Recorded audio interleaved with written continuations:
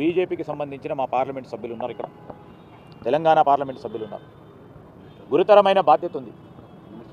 ఇద్దరు గౌరవ మంత్రులు ఉన్నారు, వారిపైన కూడా గురుతరమైన బాధ్యతలు ఉన్నాయి.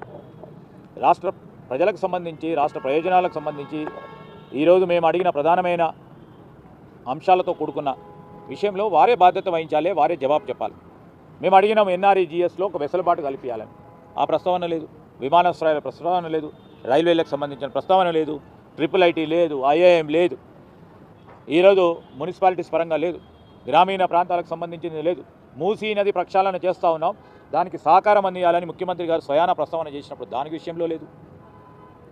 ఈరోజు ఇవన్నిటి విషయంలో కూడా ప్రస్తావన లేకపోవడం చాలా బాధాకరం, దురదృష్టకరం.